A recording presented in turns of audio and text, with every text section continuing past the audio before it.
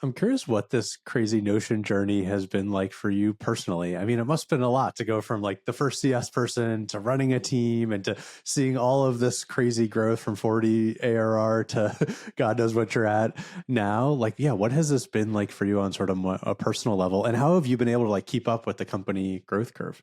Yeah, I think I'm very grateful that I did the job myself for a while before I was kind of promoted to lead the team. That's not always the case as you grow. Like you bring in really experienced people from the outside, and like they didn't do the exact job, but obviously they have experience in the domain. But I think I've been able to gain a lot of credibility and trust with my team because I did it at Notion, and like I've been able to kind of build the strategy at the same time. It's been wild. I think it's been like, I will always probably look back and say that Notion was like the career defining phase of my career. Um, and yeah, I think it's like, for me, it's been an exciting journey, but also a struggle and just like knowing when to lean in and knowing when to let go, like being stretched and like mentally stimulated and mentally challenged all the time, but also like the emotional, like trying to manage the emotional aspect as well. So I think like as I've grown, I've understood like, okay, there's a lot more people involved. There's a lot more cooks in the kitchen. Our processes have had to evolve to account for this. Where I was like I still have an icy heart despite leading the team, right? So where I was expected to move really fast or thought I could move really fast, but actually have to slow down and be more thoughtful about things. So it's just a constant push and pull exercise and like learning how to navigate that really well. There's also much more people, so I don't know everyone. I used to know everybody. I don't know everyone anymore. But trust that like, our hiring bar and our culture is really strong. So we have great people. But just constantly checking yourself and like, what is the most important thing that you could be doing to 10x your team's impact? Trying to stay focused, trying to like give up control in ways where it makes sense. And then really like lean into other ways where it makes sense. So yeah, I would say it's like a constant tug of war. But at this point, I've realized like it's important to kind of create focus. And so ruthless sense making and prioritization is what I've been getting better at. Yeah, you're as you're giving your answer, I'm thinking about my own time at Lattice, and it just felt, yeah. I mean, I went from an IC to a manager and all the things, and it's like it's amazing how your job every 6 months just like changes. It feels like the company Absolutely. changes, and you go from like you can just do everything to, oh wait, now I got to go talk to all these people and get To buy-in, and it 15 just other becomes people. different. Yeah, it's so amazing. Yeah. Yeah. You've been like the first CS person, I think, twice now. Like, I would like, what advice would you give to founders who are looking to hire their first CS person? Like, when's the right time to do it? What type of person should they hire? Yeah, what advice would you give? I think one of the most important things is that like the company and the CEO or the founder like really believes in the mission of customer success and like really understands it and understands that it's not a kind of catch-all or firefighting department, but it's actually like should be the heartbeat of the organization and is in charge of like elevating the customer experience so that nobody is like letting their ego kind of run wild, but we're really getting a pulse on what customers are experiencing, what they're feeling, what do they need, and then like going after those small pockets where we're seeing a lot of success. Like, how can that actually influence like the next thing that we do?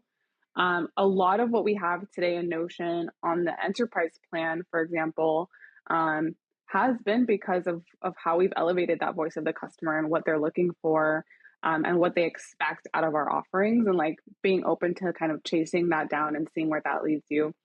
So I have seen the opposite. I've seen kind of um, founders and CEOs hiring CS, but not fully understanding what the purpose of CS is.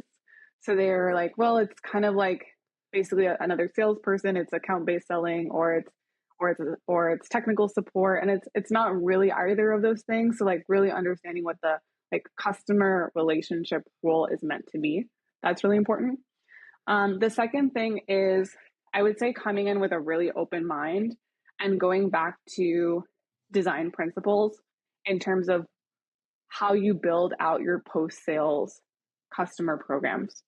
I think that sometimes we bring in a super experienced CS leader, or if I had brought in, all of the principles of CS that you get out of a typical textbook and applied them at Notion, it probably wouldn't have worked And I had to keep an open mind to understand, hey, there's certain things that are important at Notion and the way that we go to market that is very different from a different company. You can't just fully plug and play. And so for us, I'll give you like two great examples on that. For us, the product complexity is very high, and I was at Signeasy where you sign a document, like it wasn't that high. Like once you know how to sign a document, you got it. And so on the matrix of like product complexity and commercial opportunity, Notion is really high on both. And so we, taking that principle, realize that those are two very distinct roles. They're not one and the same. We need a product person and we need a commercial person. At Signeasy, it was different. It was low product complexity.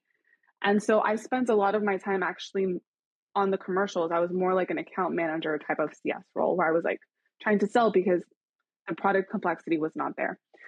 So I think keeping an eye for those things and understanding like how your business and your product intersect and what are you optimizing for at any given point. And the second thing I'll say on that is like, again, like traditional CS principles or sales principles might be like, okay, you got to have like, a high touch segment, a low touch segment, a tech touch segment. And like they have all of these reasons why they're segmenting customers. But like when we were building segmentation for the first time, we're like, why are we building segmentation?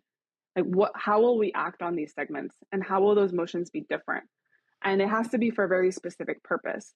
So we had to bucket customers for reasons that would influence how we serviced those customers, not just for funsies.